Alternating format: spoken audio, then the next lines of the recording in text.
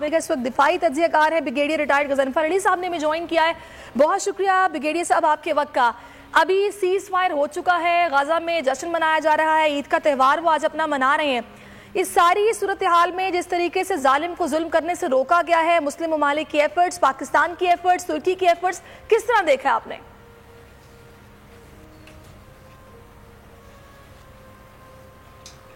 जंग बंदी का लफ्ज इस्तेमाल हुआ है। अगर अब जंग की और जंग बंदी की डेफिनेशन पढ़े तो वही सबसे बड़ा धोखा है। सबसे पहले इंटरनेशनल सियासत को लोगों को धोखा देने के लिए ये जंग में हमेशा दो फौजें आमने सामने खड़ी होती, तो बॉर्डर होता है, मैचिंग वेपन्स होते हैं, चाहे उनकी न्यूमेरिकल सुपीरियरिटी कम या ज्यादा हो।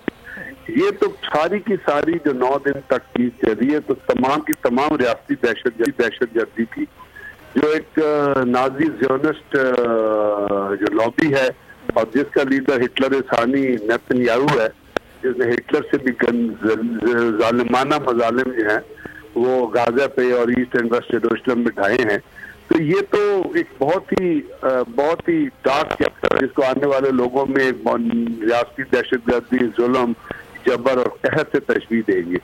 अब बात होती है कि इसके अंदर जो कोशिशें हो रही थी और जिस तरह जंग बंदी करे, जिस तरह ये लोग ईरान इजराइल को दहशतगर्दी से रोकने के लिए ये कहा जा रहा था कि जो तमाम वेपन्स का फायर है ये बंद करो।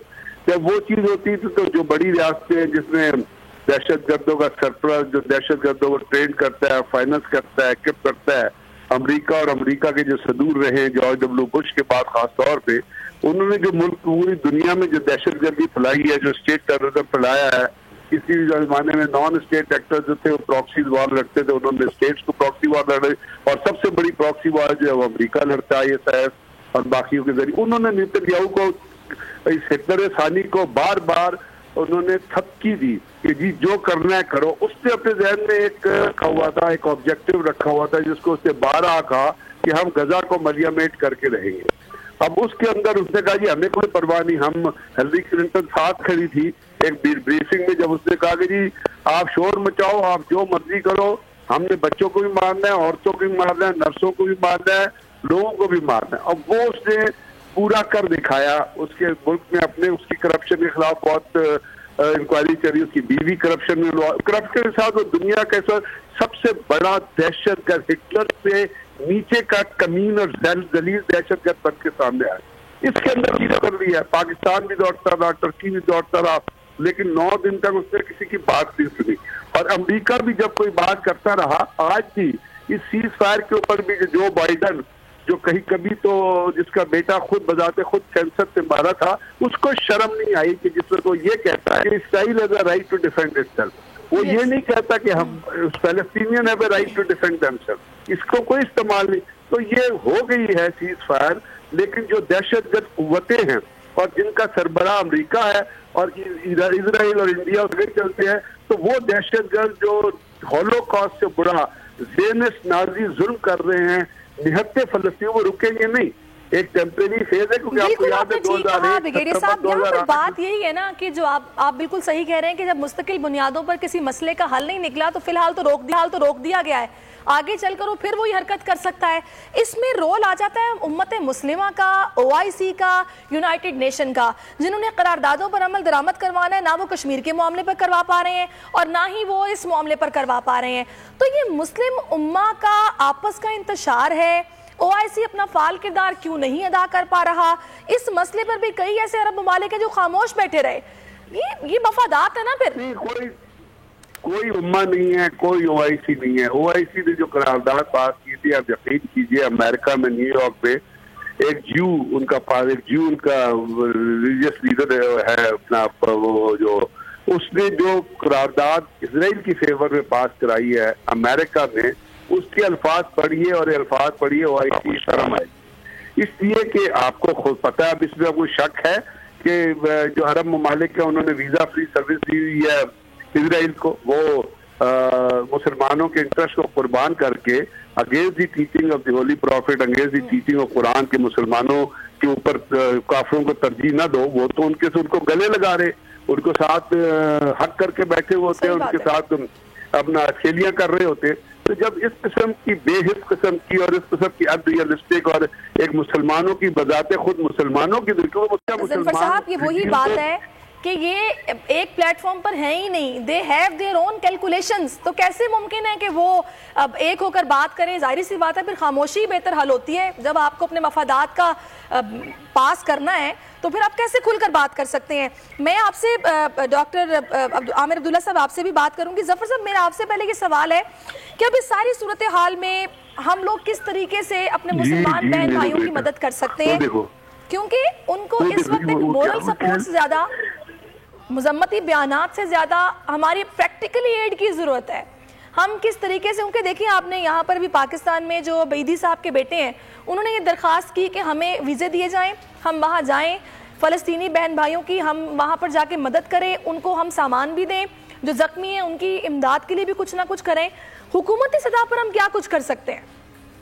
ہم اپنی طرف سے سب کچھ کر رہے ہیں. دیکھیے یہ تو اپنی جگہ پہ ہے, اور یہ بھی ہونا چاہیے.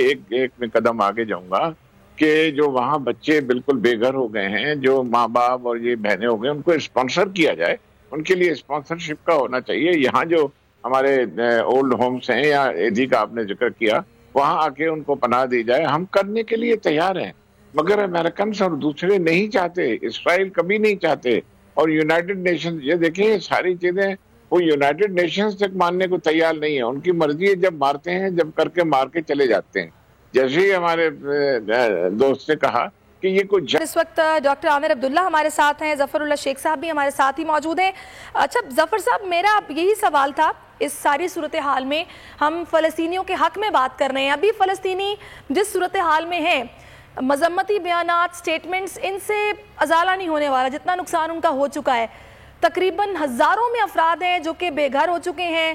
ان کا سسٹم جو بجلی کا ہے وہ تباہ ہو گیا ہے, پینے کا صاف پانی نہیں ہے, وہاں پر میڈیا ہاؤسز کو تباہ کیا گیا ہے, کرونا ٹیسٹنگ لیب ایک ہی تھی وہ بھی تباہ ہو گئی ہے. تو ویسی صورتحال میں جب صحت کا نظام بھی کولیپس کر گیا ہے تو ہم پریکٹیکلی ان کی کیا مدد کر سکتے ہیں؟ دیکھیں اس ایسی قسم کی کانفلکٹس میں نیچرلی ہم یونائٹڈ نیشنز کو کہیں گے, کیونکہ فلسطین کے لیے تو ہم سب کچھ کرنے کے لیے تیار ہیں. جب تک کو وہاں سے وہ نہیں آتا اور ارینجمنٹ نہیں ہوتے, ہم تو پیس کیپنگ فورسز کے لیے وہ بھی سوچ سکتا ہے. پاکستان جو ہے لڑائی والی بات نہیں ہے, مگر وہ تو انہوں نے خود بھی کہا کہ جوائنٹ فورس ہو یا جوائنٹ پیس کوئی گروپ ہو جو وہاں مسجد اقصی کی جو ہے بالکل دیکھبھالی کرے, اور ایسے نہ ہو کہ کل یہ دوبارہ چیزیں ہوں اور سیز فائر کو ٹھیک طرح سے دیکھے. مگر اجازت تو ملے. امریکہ تو ہر چیز کو میٹنگ کر کے بیٹھا ہوا ہے, اور اسرائیلی کبھی اس چیز کو نہیں مانیں گے. دیکھیں میرا عرض یہ ہے کہ میں دوبارہ اپنی بات پہ آؤں گا, یہ کشمیر ہو یا فلسطین ہو, کو 70 سال سے زیادہ عرصہ ہو گیا ہے. یہ آنکھ مچولی چل رہی ہے, چلتی رہی ہے. اب مسلمانوں کی جو بات چل پڑی تھی کہ ایک پلیٹ فارم پر کیسے آئیں گے, اس میں بڑا ٹائم لگے گا. جتنے سارے ان کے ہمارے جو آپس میں جھگڑے ہیں ان میں تو میں نہیں جاؤں گا, ٹائم اتنا نہیں ہے. مگر یہ ہے کہ یہ اتنا آسان کام نہیں ہے. ایران, سعودیہ دیکھیں, سعودیہ دوسرے دیکھیں. سعودیہ ہم سے 2-3 دفعہ روٹ جاتا ہے, ان کو مناتے رہتے ہیں. کہنے کا میرا مقصد ہے کہ اب اس کا حل سوچنا ہے. حل ہمیں یونائٹڈ نیشنز کے ساتھ بیٹھنا ہے, اور مسلمان ملک جو بھی ہیں, کیونکہ اگر ہم اس سے یونٹی مسلم یونٹی میں کریں گے, یہ تو نیریٹو تو ہے ہمارا, مگر اس میں بڑا ٹائم لگے گا.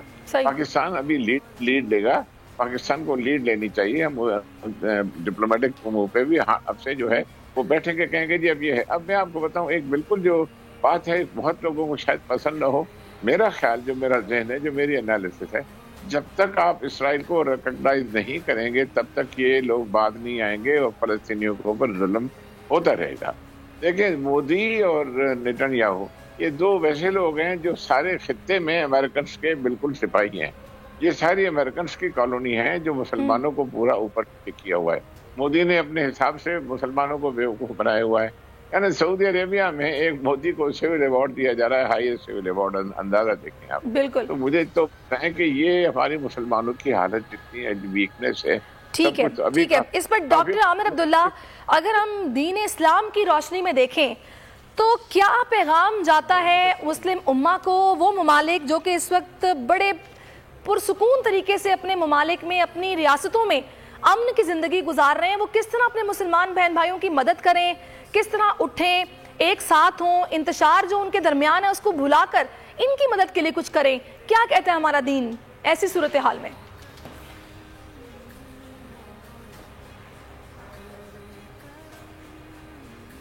جی ڈاکٹر عامر عبداللہ صاحب.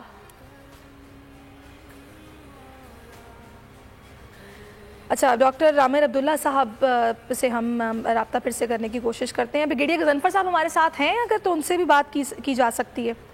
اچھا ظفر صاحب اب مجھے آپ یہ بتائیے گا کہ ظفر صاحب یہ بتائے گا کہ جیسا کہ آپ نے بتایا کہ وہاں پر بارڈرز کی صورتحال کچھ اس طرح کی ہے کہ امریکنز یا اسرائیلی جو ہیں وہ ان تک ایڈ بھی نہیں پہنچنے دیتے, تو یہ کس طرح ممکن ہو پائے گا کہ جو ممالک ان کی مدد کرنا چاہتے ہیں یا ان کو ایڈ پہنچانا چاہتے ہیں, کیا ان کو بھی یونائٹڈ نیشن سے پہلے درخواست کرنا پڑے گی کہ بھی کہا جائے کہ ہمیں اجازت دی جائے؟ دیکھیں یونائٹڈ نیشنز ہی ایک ہے جہاں وہ ایک اجازت قسم کی مل سکتے ہیں یا ارینجمنٹ ہو سکتا ہے, کیونکہ یہ ڈسپیوٹڈ ایریاز ہیں اور یہ اسرائیل اور کبھی اسرائیل بھی آبجیکشن کرے گا اور فلسطین والے تو ایڈ لینا چاہتے ہیں, ان کو جتنا بھی ہو ایڈ دیں گے, پاکستان تیار بھی ہے. تو ایک ارینجمنٹ کے تحت وہاں ساری چیزیں جائیں گی. اب دیکھیں ہم تو اپروچ کر رہے ہیں یونائٹڈ نیشنز کو, سارے سجیشنز بھی دیے ہوئے ہیں اور اوپنلی بالکل پبلکلی کہا ہوا ہے کہ ہمیں وہاں جانے کی اجازت دی جائے, ان کی مدد کرنے کی اجازت دی جائے, میڈیکلی سرجیکلی جو بھی ہیں ڈاکٹرز ہیں یا جو وہاں جو بھی ہم سے ہو سکتا ہے ہم کریں, مگر وہ تب ہوگا جب وہاں سچی بات ہے کھل کے بتاؤں گا امریکنز کی طرف سے اوکے ہوگا, اسرائیلیز تبھی اوکے کریں گے جب امریکنز اوکے کریں گے. ہمیں وہاں نہیں جانے دیں گے, وہ یہ کہیں گے بھئی اگر ایسی بات ہوگی دن وہ تو چاہیں گے کہ جو ہے مسلمان ہے یہ تکلیف میں ہو, یہ فلسطین جو ہے بے شک تکلیف میں ہو. ٹھیک ہے. اچھا ڈاکٹر عامر عبداللہ مجھے یہ بتائے گا کہ آپ اس موقع پر مسلم امہ کو کیا پیغام دیں گے کہ وہ کس طریقے سے اپنے مسلمان بھائیوں کی مدد کر سکتے ہیں؟ وہ جو مفاد پرستی کا مظاہرہ کر رہے ہیں اور خاموش ہیں ان کے لیے کیا پیغام ہے, اور وہ جو کچھ کرنا چاہتے ہیں وہ کس طرح مدد کریں اس صورتحال میں؟ دیکھیے سب سے پہلے تو میں یہ عرض کرنا چاہوں گا کہ قرآن کریم فرقان حمید نے جن یہودیوں کا ذکر کیا ہے, جو قرآن نے یہود کو بیان کیا ہے, آج کے یہود قرآن کے یہود کے مماثلت رکھتے ہیں, وہی یہود ہیں جو قرآن نے بیان کیا. لیکن جو مسلمان قرآن نے بیان کیے, آج کے مسلمان وہ مسلمان نہیں ہیں.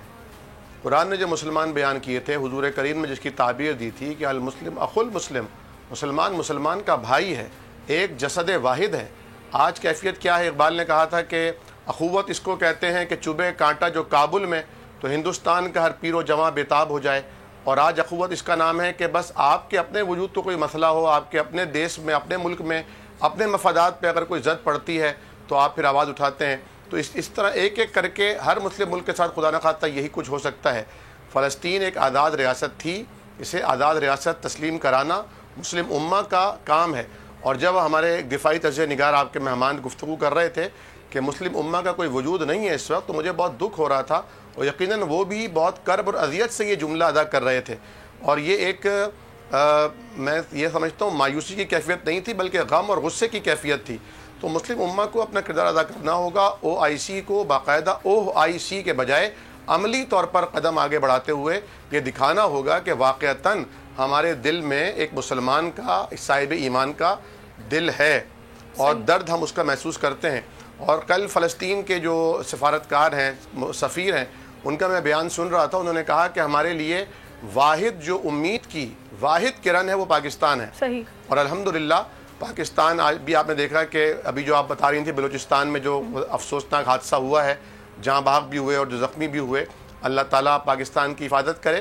تو میں سمجھتا ہوں کہ یہ ہم یہاں پر الحمدللہ کشمیر کی جنگ بھی لڑ رہے ہیں اور ہم یہیں پر فلسطین کی جنگ بھی لڑ رہے ہیں. صحیح, بالکل. اچھا میں بالکل آپ نے ٹھیک فرمایا, آپ نے بڑی اچھی بات یہ کی ہے کہ سی کی بجائے نا آپ کو پہلے ہی اس پر نظر رکھنی پڑے گی کہ یہ مسئلہ اس طرح کا اس نہج پر پہنچے ہی نہ, کیونکہ انسانی جان کی بڑی قیمت ہے, بڑی اہمیت ہے, اور ایسے نہیں ہو سکتا کہ ہم لوگوں کو مرتا دیکھتے رہیں اور اپنے مسلمان بہن بھائیوں کو اتنی تکلیف میں دیکھتے رہیں.